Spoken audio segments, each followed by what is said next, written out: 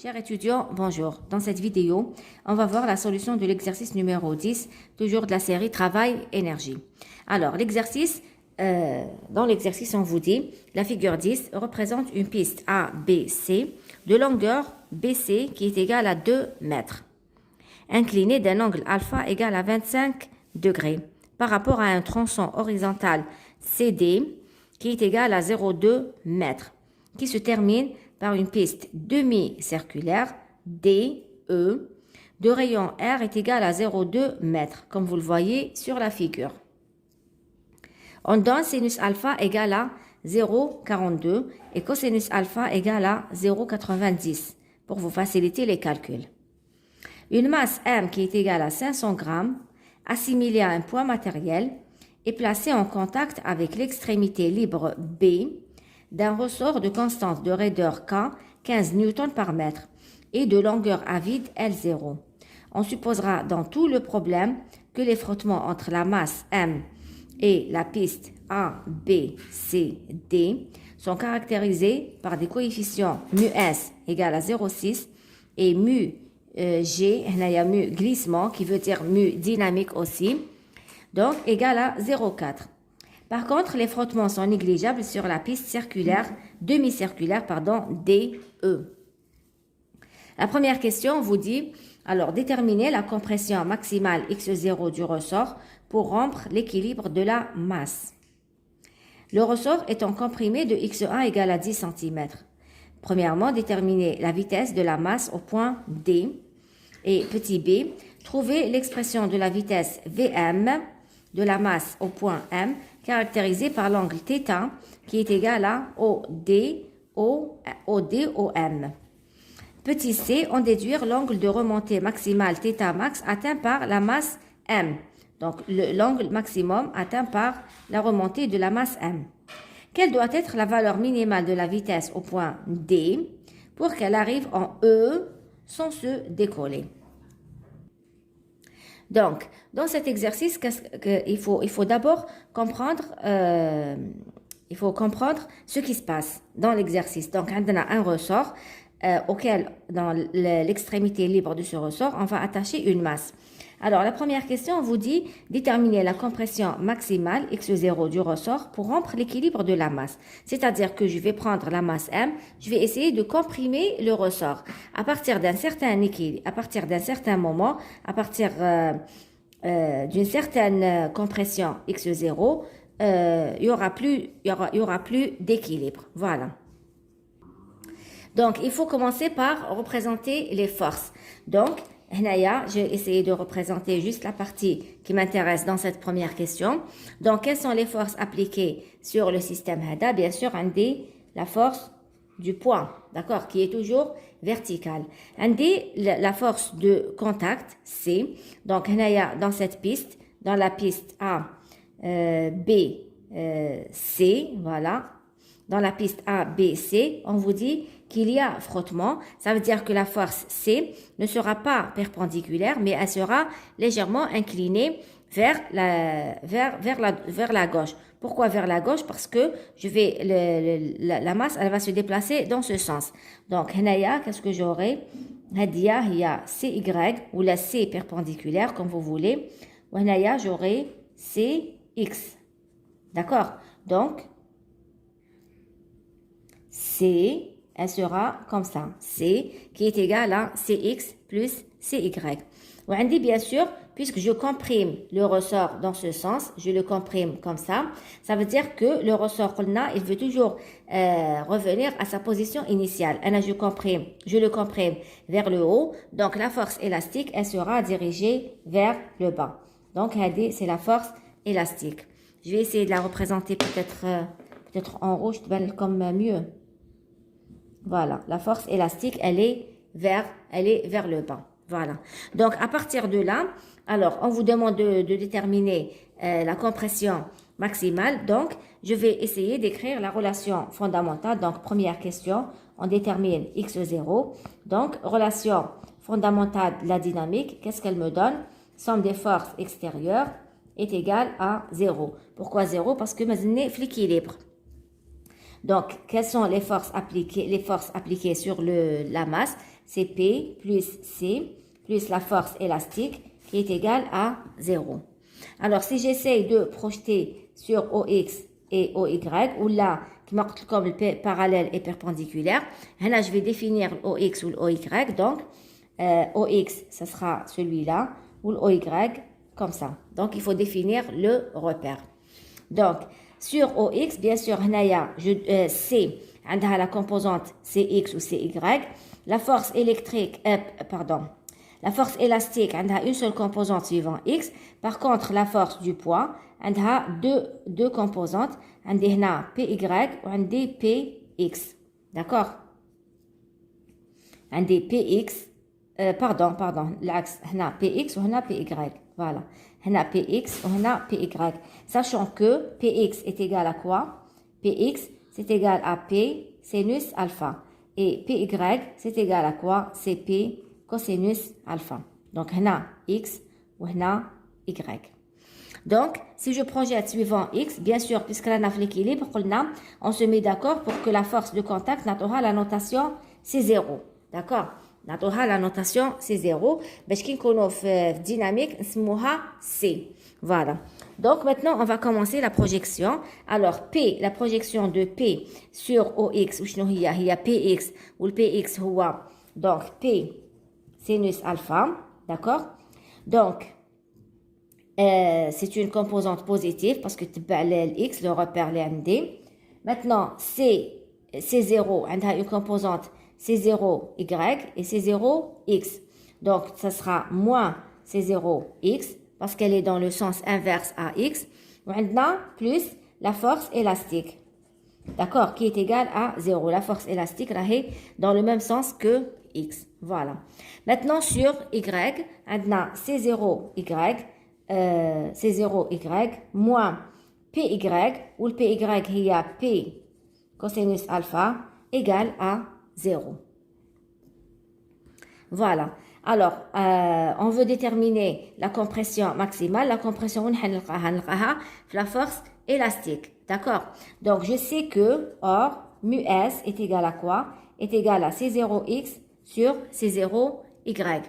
Donc, cela veut dire que C0X est égal à mu S C0Y, qui est égal à mu S. Donc, C0Y qui est égal à P cosinus alpha. Maintenant, mg cosinus alpha. Voilà. De là, alors, puisque j'ai trouvé C0X, je vais le remplacer dans la première équation, dans l'équation HD, F élastique. Voilà.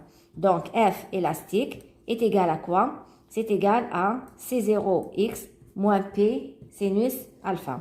Donc, C0X qui est égal à mu S mg cosinus alpha, qu'on a déjà trouvé, moins P sinus alpha, il y a mg sinus alpha. Voilà. Donc, ça c'est pour F élastique. Il ne faut pas perdre en vue que on n'a pas besoin de F élastique, on a besoin de la compression. Je sais que F élastique est égal à quoi? Est égal à Kx. Cela veut dire que X est égal à F élastique sur K, qui est donc égal à F élastique, il y a mu S mg cosinus alpha moins mg sinus alpha, je divise par K. Voilà donc pour l'expression de la compression de X. Donc, si je fais une application numérique, X, c'est donc égal à mu S qui est égal à 0,6. C'est ça. Mu S qui est égal à 0,6. Alors, M qui est égal à 500 grammes. 500 grammes, ça veut dire 0,5. Voilà. G qui est égal à 10. Cosinus alpha, on vous le donne. On l'a directement. Donc, cosinus alpha est égal à 0,9. Donc, ça sera directement 0,9. Moins mg, on pouvait faire sortir le mg en facteur. Hein. On aurait pu faire sortir mg en facteur, mais malèche. Donc, m qui est égal à 0,5, g qui est égal à 10, ou sinus alpha, il y a 0,42. 0,42 que je divise par K. La constante K, elle est égale à combien? K qui est égal à 15 newtons par mètre. K est égal à 15 newtons par mètre. Donc, 15 newtons par mètre. Donc, tout calcul fait, vous allez trouver 0,04 mètres. Cela veut dire que X est égal à 0,04 mètres, qui est égal à 4 cm. Donc, pour la deuxième question, on vous dit, voilà, le ressort est en comprimé de X1 égale 10 cm cette fois-ci. Déterminez la vitesse de la masse au point D. On vous demande de déterminer la vitesse le point D. Sachant qu'on ne connaît pas la vitesse le point C. Donc, on va d'abord commencer par déterminer la vitesse au point C. Après, on va déterminer la vitesse au point D. Donc, pour cela, on va reprendre rapidement la question 2B. Pardon, 2A. La question 2A. Voilà. On va reprendre juste le schéma du plan incliné.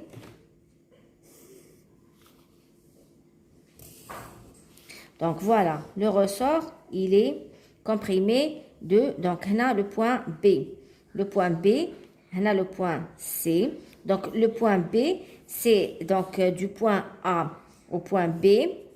Du point A au point B, c'est la position à vide du ressort. Le ressort, il a été comprimé de 10 cm. Donc, il est là. Voilà.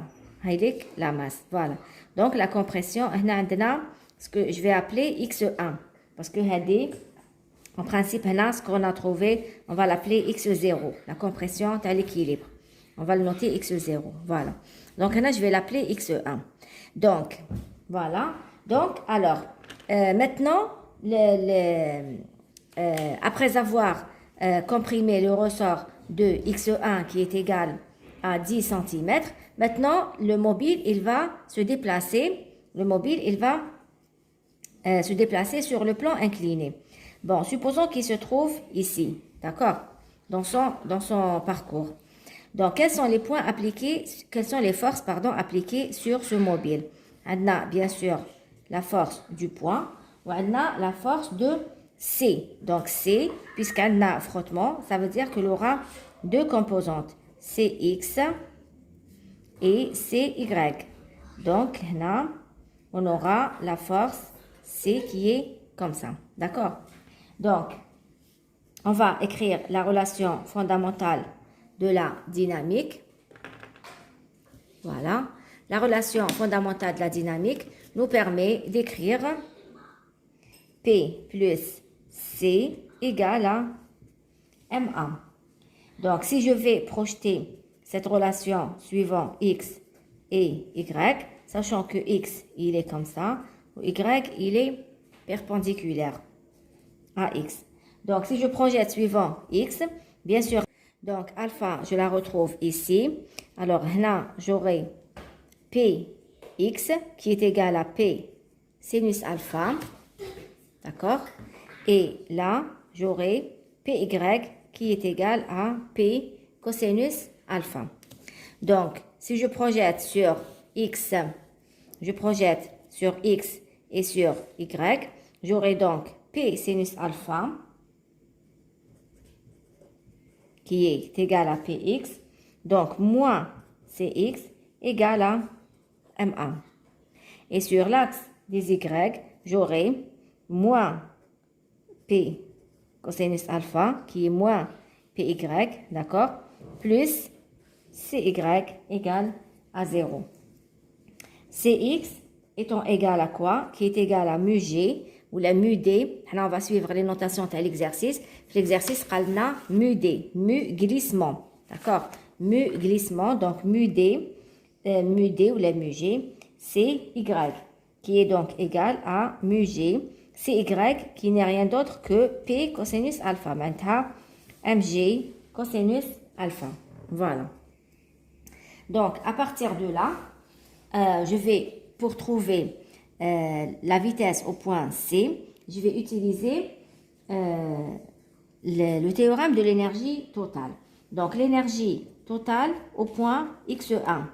Au point X1, maintenant, juste là où j'ai libéré la particule. Donc, ET, l'énergie totale, fait le point, est égale à quoi? C'est pour ça que j'ai noté X1. L'énergie totale, c'est égal à quoi? Donc, c'est égal à l'énergie cinétique plus l'énergie potentielle.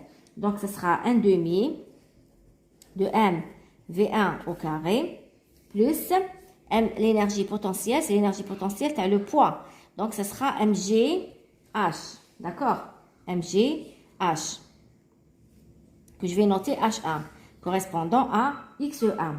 Plus, bien sûr, puisqu'on a la force élastique, je vais la force élastique. Donc, faites le point de la force élastique. L'énergie potentielle de la force élastique, il y a 1 demi de K X1 au carré. D'accord? Ça, c'est l'énergie totale au point, le point de la compression. L'énergie totale maintenant au point C. Donc, on va d'abord essayer d'arranger l'expression. Donc, le point la vitesse ma cache. D'accord? Parce que je vais le comprimer. Je le laisse. Donc, V1, il n'y a pas. Donc, j'ai pris mg H1 plus 1 demi de K X1 au carré. Donc, H1, c'est égal à quoi? H1, il y a l'irtifa. D'accord? C'est le H1. C'est celui-là. Donc, E total, le point X1, c'est égal à mg H1. H1, c'est quoi? C'est la distance BC plus X1, d'accord? Sinus alpha. Sinus alpha, c'est égal à l'autre. Donc, ça sera H1 sur, mais BC, mais juste le point de compression. Donc, ça sera H1 est égal à BC plus X1 sinus alpha. Donc, là, on va noter tel que H1 est égal à BC plus X1 sinus alpha. Voilà. Donc, ça, c'est pour l'énergie totale au point X1. Donc, maintenant, delta de E total entre le point, si vous voulez, X1, qu'on a noté X1, et le point C, ça sera donc E total au point C moins E total au point X1, qui est donc égal à quoi? Qui est donc égal à 1 demi, l'énergie totale au point C est égale à quoi? Mais énergie potentielle. Donc, ça sera uniquement l'énergie cinétique. 1 demi de M VC au carré. D'accord? Moins l'énergie totale qu'on vient de calculer. L'énergie totale au point X1. Donc, moins mg BC plus X1 sinus alpha. D'accord? Bien sûr, là j'ai oublié, pardon. Là j'ai oublié plus 1 demi de K X1 au carré. Voilà. Donc, là, moins 1 demi de K X1 au carré. C'est l'énergie totale au point X1. D'accord? Donc, ce delta de ET, il est égal à quoi? Il est égal à W des travaux des forces non conservatives. Pourquoi? Parce qu'il y a frottement entre X1 et le point C. Parce que dans la piste, le plan incliné, il y a frottement. S'il y a frottement, ça veut dire que l'énergie totale n'est pas conservée. D'accord? Rappelez-vous ce qu'on a dit dans le cours. L'énergie totale n'est pas conservée. Delta de E total, donc delta de E total entre le point X1 et C est égal à quoi? Est égal à W de Cx. On a vu que W de Cy est égal à 0 parce que c'est une force qui est perpendiculaire au déplacement. Donc le travail de est égal à 0. Il prend le travail de WCx. D'accord? W de Cx est égal à quoi? C'est égal à moins Cx fois la distance. Alors la distance, la distance c'est x1, vous êtes BC. Donc ce sera x1. Donc x1 plus BC. D'accord? Donc, qui est égal à Cx ou Shnohia. Ce qu'on a vu tout à l'heure, l'expression qu'on a trouvée tout à fait au début. Donc, Cx est égal à, donc, moins mu g, mg cosinus alpha, fois, bien sûr, xe1 plus bc. D'accord?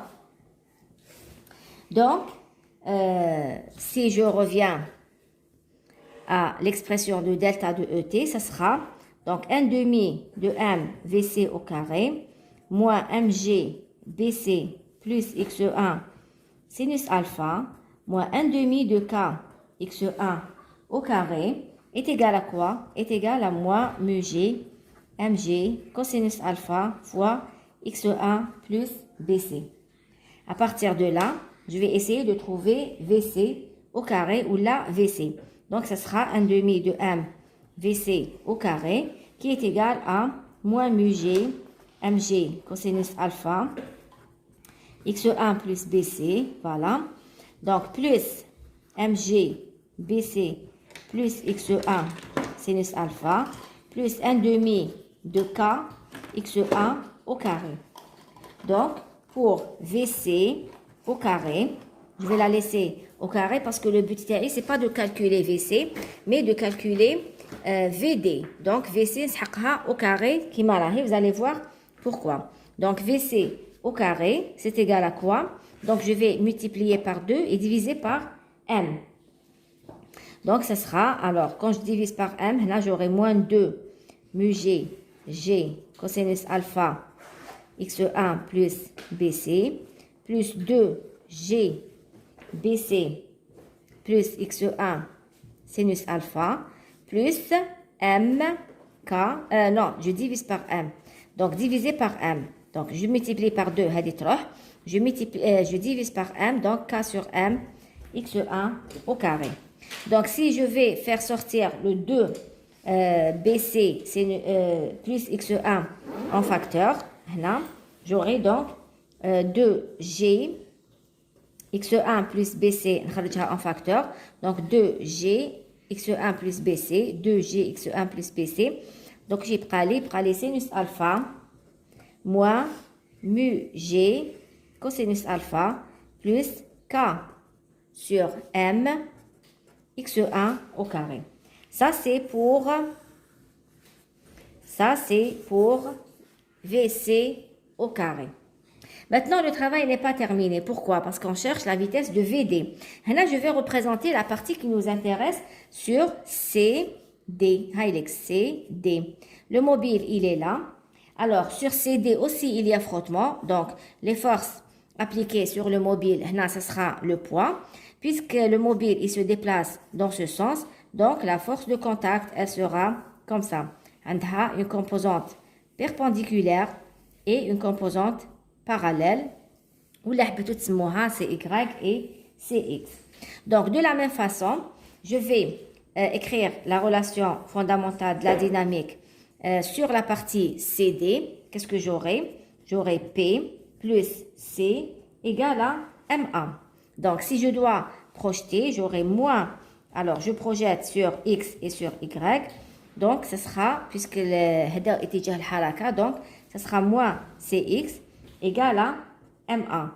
Et sur le plan perpendiculaire, ou là sur l'axe des Y, ce sera moins MG plus CY égale à 0. Donc, CX, je sais que CX est égal à mu G CY, qui est égal à mu G CY, MG. À partir de là, je vais CY est égal à MG. D'accord? CY est égal à MG. Voilà. Donc, voilà. Donc, l'énergie totale au point C, l'énergie totale au point C, ou l'énergie totale au point D, dans les deux points, l'énergie potentielle, uniquement l'énergie cinétique. Donc, l'énergie totale au point C, elle est égale à quoi? Est égale à 1 demi de M VC au carré. L'énergie totale au point D, elle est égale à quoi? C'est 1 demi de M VD au carré. D'accord? Mais l'énergie potentielle. Sachant qu'il y a un frottement entre C et D, Cela veut dire que, donc, delta de ET entre le point C et le point D, ce sera E total au point D moins E total au point C, qui est égal à quoi? Qui est égal à 1 demi de M VD au carré moins 1 demi de M VC au carré. D'accord? Qui est égal à quoi? Qui est égal à somme des travaux des forces non conservatives entre le point C et le point D. Donc, quelles sont les forces Hadouma? On dit uniquement la force CX. D'accord? La composante CY ne travaille pas parce qu'elle est perpendiculaire au déplacement. Donc, je suis prêt. Alors, c'est CX, c'est moins CX fois le déplacement qui est égal à CD. D'accord? Ou CX est égal à quoi? CX qui est égal à mu G fois mg. Donc, à partir de là, je peux écrire 1 demi de M VD au carré est égal à 1 demi de M VC au carré moins CX qui est égal à mu G mg fois la distance CD. Donc, cela veut dire que, pardon, je peux simplifier les M. Il va me rester VD au carré qui est égal à VD au carré qui est égal à VC au carré moins 2, parce que je multiplie par 2, moins 2 mu G fois G fois la distance CD. Voilà pour l'expression de VD. Bien sûr, le but c'est de trouver VD, donc ce sera la racine de VC au carré moins 2 fois mu G fois la distance CD. Voilà. Alors, si vous faites l'application numérique, donc il suffit de remplacer, vous avez tout ce qu'il faut, vous avez les K, BC, vous avez tout ce qu'il faut, toutes les données. Donc, si vous remplacez, en principe, donc tout calcul fait, pour l'application numérique, vous allez trouver VC, vous allez trouver VC au carré qui est égal à 2,82. C'est pas la peine de chercher VC, parce qu'on a fait l'expression là, on a besoin de VC au carré. Donc, on le au carré. Et pour VD, vous allez trouver en principe 1,104 mètres par seconde. Voilà la valeur de la vitesse VD. Bien sûr, HADI, c'est la méthode. J'ai calculé la vitesse en utilisant le théorème de l'énergie. Alors, je peux bien sûr faire autrement. Je peux calculer la vitesse en utilisant la dynamique, comme on a vu dans l'exercice précédent. Donc, si vous voulez, une deuxième méthode, toujours pour calculer VC. Donc, je fais la projection tout à l'heure, moins CX fois MA. À partir de là, je vais essayer de calculer le A. Je vais essayer de calculer l'accélération A. Donc, on a, alors CX est égal à moins MA.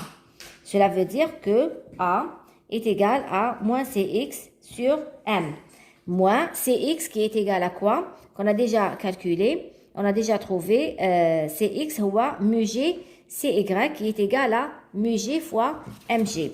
Donc, moins mu G fois MG que je divise par M. Donc, ce sera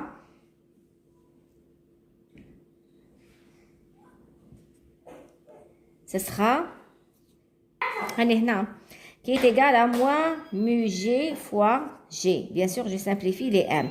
Donc, A est égal à quoi? Est égal à moins mu G fois G. Donc, application numérique, A est égal à quoi? Est égal à moins mu G qui est égal à 0,4 fois 10 est égal à moins 4 mètres par seconde carré. A est égal à moins 4 mètres par seconde au carré. Donc, puisque le mouvement entre le point C et le point D est un mouvement rectiligne uniformément varié, mouvement rectiligne uniformément varié, Donc, je peux utiliser la relation VD au carré moins VC au carré est égal à 2A fois la distance CD. Alors, VD au carré est égal à 2A fois CD plus VC au carré. Voilà. Cela veut dire que VD est égal à la racine de 2 fois A fois la distance CD plus VC au carré. Voilà. Donc, la même chose, tout calcul fait, vous allez trouver VD qui est égal à 1,104 mètres par seconde. La question d'après, on vous dit, trouvez l'expression de la vitesse Vm. Là, le point M, il est là, quelque part sur le cercle. Trouvez l'expression de la vitesse Vm de la masse au point M, caractérisée par l'angle θ, qui est égal à OD/OM. Donc, la vitesse au point M. De la même façon, alors, là, ce qui est différent de la première partie, c'est que dans le cercle, il n'y a pas de frottement. S'il n'y a pas de frottement, ça veut dire que l'énergie est conservée. Donc, l'énergie totale au point M est égale à l'énergie totale au point D. Et c'est ce qu'on va utiliser pour trouver l'expression de la vitesse Vm. Donc, la question B, la question 2B, on cherche l'expression de la vitesse Vm. On va dire que E total au point D est égal à E total au point M. Pourquoi? Parce qu'il n'y a pas de frottement. Donc, si je reprends rapidement le demi-cercle, donc, on a un D, O, donc le point M, il est là, voilà. C'est le point D, voilà. Donc, on a un D, l'angle θ. Donc, l'énergie totale au point D est égale à l'énergie totale au point M. Donc, l'énergie totale au point D, un demi de M VD au carré, qui est égal à quoi? L'énergie totale fait le point M, un D la vitesse Vm, ça veut dire qu'un D l'énergie cinétique, un demi de M Vm, un demi de M Vm au carré, plus l'énergie potentielle. Donc, l'énergie potentielle, il y a M, G, HM. Donc, HM, c'est quoi? Ce que je vais appeler HM. D'accord? L'irtifa, c'est le point M par rapport à la surface de la Terre. Par rapport à la piste CD. Voilà. Donc, il y a HM. HM, si je veux la calculer, ce sera quoi? C'est un demi-cercle. Donc, c'est le rayon R. Donc, ça sera quoi? Ça sera le rayon R moins la distance. D'accord? La distance, c'est quoi? Ça sera, si vous voulez, X, par exemple. Donc, cosinus θ, c'est égal à quoi? C'est égal à X sur R. C'est le rayon R. Donc, X est égal à R cosinus θ. Alors, HM est égal à quoi? C'est égal à R moins X. Moins X qui est égal à R cosinus θ. Donc, cela veut dire que HM est égal à R 1 moins cosinus θ. Voilà. Que si je peux remplacer maintenant HM dans l'expression, bon, je peux simplifier les M hadouma. Qu'est-ce qui va me rester? Donc, je peux même multiplier par... non, on cherche VM. Donc, on dit VM, voilà. Donc, on dit VM à partir de là. J'aurai donc 1 demi de VM au carré. C'est égal à quoi? C'est 1 demi de VD au carré moins G HM. HM, on va directement R 1 moins cosinus θ. Donc, ce sera VM au carré. Alors, là, je multiplie par 2. Ce sera VD au carré moins 2 G R 1 moins cosinus θ. Donc, pour l'expression de VM, eh bien, ce sera VD au carré moins 2 G R 1 moins cosinus θ, bien sûr, sous la racine. Haïlek, l'expression de VM. La question d'après, on vous dit donc pourquoi on vous demande de calculer VM. On vous pose la question par la suite. La question petit c, on déduire l'angle de remontée maximale θm atteint par la masse m. Maintenant, le mobile hada qui il se déplace, il va se déplacer sur le plan incliné, on va dans la piste, on va jusqu'à une certaine hauteur m. Donc on vous demande de calculer l'angle de remontée maximum du mobile هدايا. Donc, l'angle de remontée maximale, c'est lorsque la vitesse Vm est égale à 0. Parce que le mobile là sur la piste, lorsque la vitesse théo est égale à 0, il va redescendre. Donc, l'angle de remontée maximale, on va le calculer en utilisant le fait que Vm est égal à 0. Là où la vitesse s'annule, le maximum il va redescendre. Donc, pour calculer l'angle de remontée maximale, voilà. Donc, θ max. Alors, c'est la question de C. Θ max, ça veut dire que Vm est égal à 0. Ou là, Vm au carré, si vous voulez. Donc, là, on aura alors l'expression Vm, où est-ce qu'elle est? Donc, Vm est égal à 0. Cela veut dire que Vd au carré moins 2gr, 1 moins cosinus θ, est égal à 0. Donc, cela veut dire que Vd au carré est égal à 2gr, 1 moins cosinus θ. Donc, cosinus θ, donc ce sera 2gr moins 2gr cosinus θ. Donc, cela veut dire que 2gr cosinus θ est égal à quoi? Est égal à